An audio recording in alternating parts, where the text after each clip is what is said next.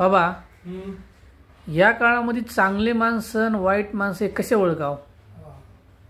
हो ऐक आता. हा ज्या वेळेला पांडवांना राष्ट्रीय नावाचा यत्न केला हा त्या वेळेला पंक्ती बसल्या जेवायला. हा ऋषीच्या चांगल्या चांगल्या ग्रंथकाराच्या सगळ्या ऋषीच्याच पंक्ती बसल्या. हा तिथं जेवू लागली. त्यावेळेला धर्मराजा आणि श्रीकृष्ण हा आणि दुर्योधन तिघजण एका जागी बोलत उभं राहिल्यावर दुर्योधन काय म्हणजे देवाला, देवा आणि हे आम्हाला पांडवायला चांगलं माणूस आम्हाला का चांगलं मानित नाही.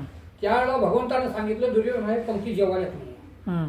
ऐक मला, याच्यातून एखादा म्हणला आता वंगडा माणूस जाऊन जेवू लागला वाहनभर म्हणला बोलून शिनी ठीक आहे म्हणला देव.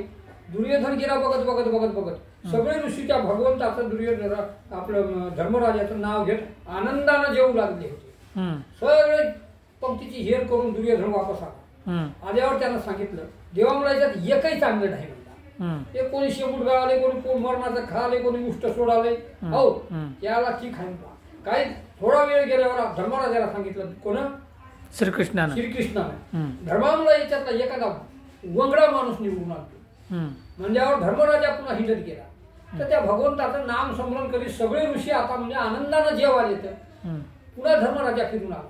देवा मला कोण आहे तुझ्या अंगणात कोण एखादा वंगडा माणूस हुकुशी.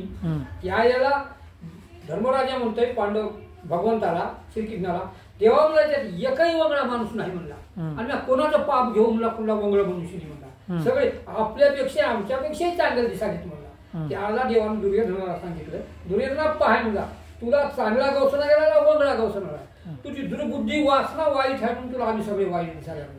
आणि धर्माला म्हणला धर्मात्मा धर्म असणारा म्हणला भगवंताचा भक्त त्याला एकही वंगड दिसणार म्हणला.